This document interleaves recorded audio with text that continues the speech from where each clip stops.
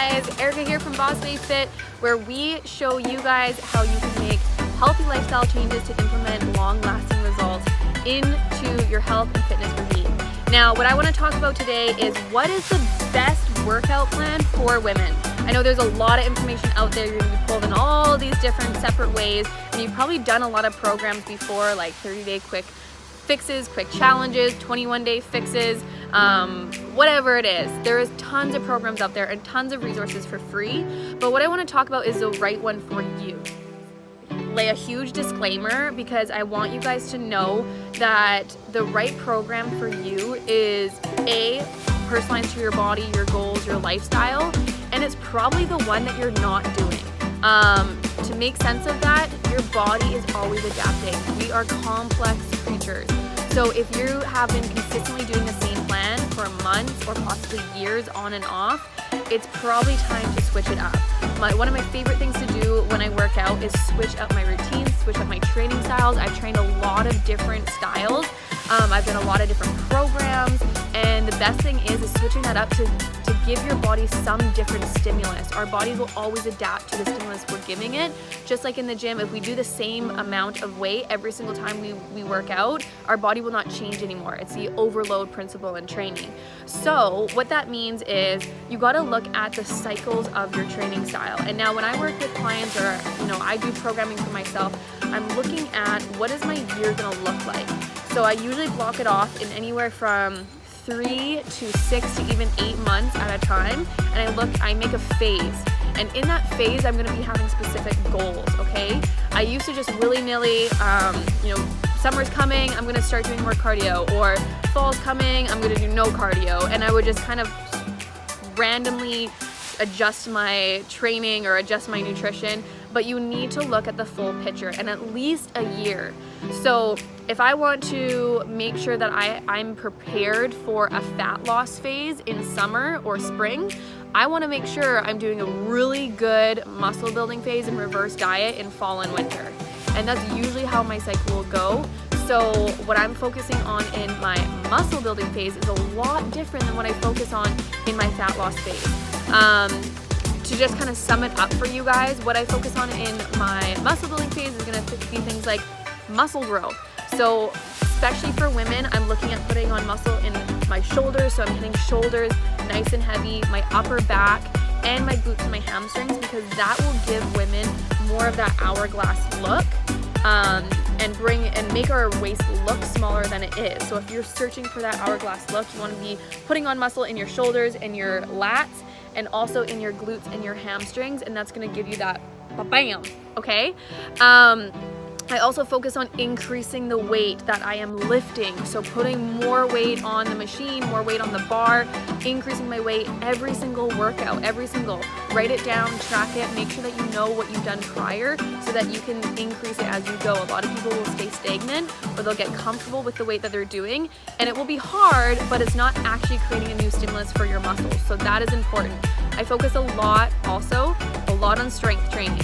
So strength training is a lot different than just your normal 12 to 15 reps. Strength training is a lot lower reps, and it's a lot heavier weight. So what I prefer is to have 1 to 2 days of strength training in my program a week, and about 1 to 3 days of hypertrophy training, which is going to be more reps but less weight. So it's still heavy relatively, but it's not my heaviest that I can go. So if I'm doing hypertrophy training, it's going to be something like,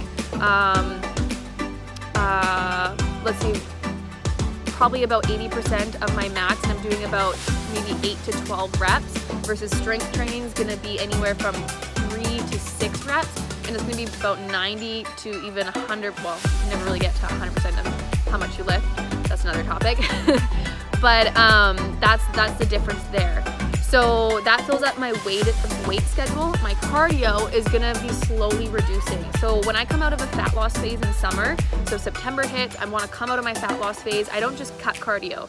I slowly reduce it. And this is also dependent on your lifestyle, because for me, I have a desk job. So I sit for 9, 12 hours a day sometimes. So I don't ever totally cut cardio out of my plan. I focus more on cardio that I enjoy. So going outside by doing hikes on the weekends or walking my dogs during the week, and I count that as my cardio. But I never completely, I make sure that my activity level is up. So it's more in the fall and winter, it's more about getting my activity up, getting my steps in for the day. So I'll make sure I'm, trying to get to at least 10,000 steps in the day, which is a lot if you have a desk job for that long. So that's different types of goals in our muscle building phase. Now there's also stuff you do with your nutrition in a muscle building phase, and to quickly sum it up, it's a term called reverse dieting, which you may have heard me talk about before. Reverse dieting is actually the quite opposite of dieting. So it's breaking out of that diet, breaking out of those low calories, more restrictive eating, and it's getting more flexible and not more flexible, but you're allowed to include more foods than if you're really trying to dial in your nutrition.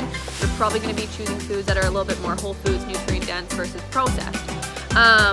So what I usually do is I try to slowly increase my calories and my macros, depending on what macros I want to increase each week. So same thing I do with my clients, and all the Boss Babe Fit coaches do with their clients, is they're going to be actually checking in every single week, seeing what progress was made, and then slowly increasing your calories, slowly decreasing your cardio, changing up your workout, changing up the stimulus so that you see success. And then what this is gonna do, which is super exciting, is it's gonna make for a huge improvement season that's gonna be all uncovered when you do your fat loss phase.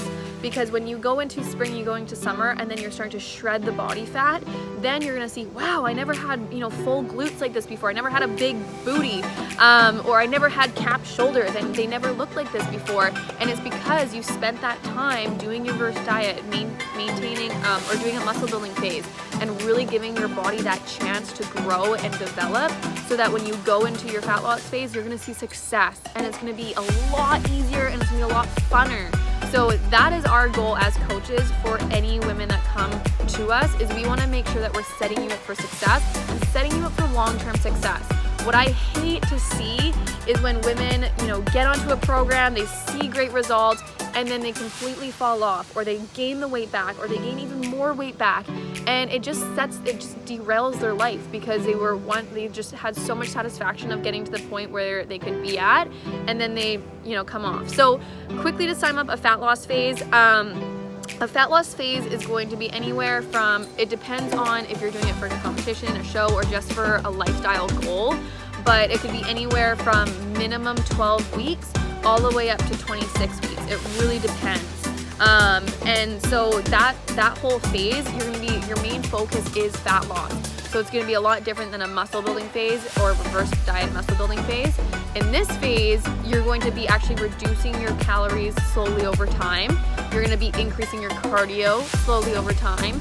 You're also typically, and this is typically, you're going to be doing higher rep training. I am a huge fan of keeping strength training in, so keeping at least a day of strength training per week in your program in a fat loss phase, because you want to keep your strength as high as possible. But that being said, typically it's really hard for people to have the same strength or better strength in their fat loss phase versus their muscle building phase, just because you're eating a little bit less, your body's trying to trying to be effective in burning calories. So usually your strength goes down, but not saying it isn't possible.